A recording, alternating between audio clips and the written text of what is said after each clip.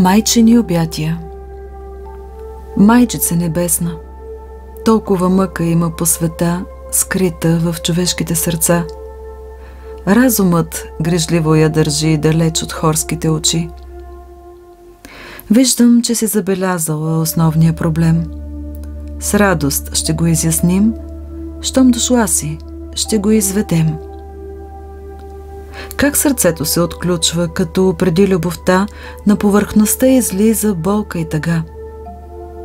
Щом човекът е готов да намери смисъл нов и решително се устреми към вътрешните дълбини, нужно е да разбере, че да отключи своето сърце плаща се цена от банката на егоизъм, гняв и суета. Там е капиталът на света. Трупал е достатъчно, така че сърцето си да заглуши, да не помни обич, да не го боли. Грабил е от вътрешния дял, на външния основно е предал. И когато везната натежи, чупи обич, страст, мечти. Щом усети тежеста, идва първо мисълта.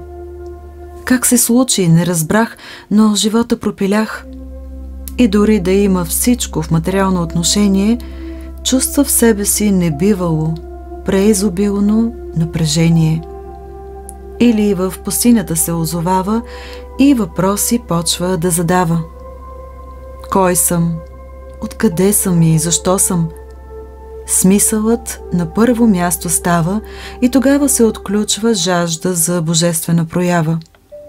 Щом нагоре взор обърне и към себе си се върне, започва истински процес, който се отключва днес.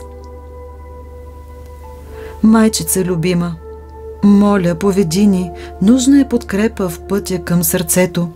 Майчината ласка, грижата и обичта, окуражителната дума, прегръдката и топлина. Всичко, що от теб излиза, нежност, милост, красота, виждам, че е толкова потребна на земните чада. Там е скрита болка стара още от началото на сътворението. Можем ли сега чрез теб да извършим лечението? Тук съм, майчице, приемам милостта и обичта, за да я предам с нежност на твоите чада.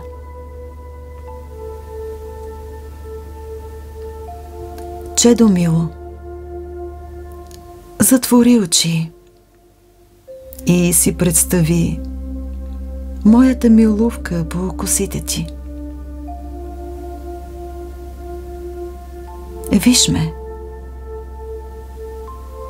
нежна, бяла. Ти си мъничко дете. Ела в обятията ми и си почини. Отпусни се. Приеми връзката от сътворението. Моето дете си ти. В сърцето си ме приеми.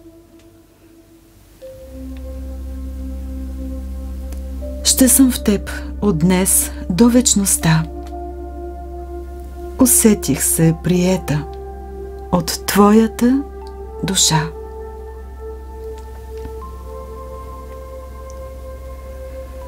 Живей в сърцето ми топтящо, майчице на сътворението.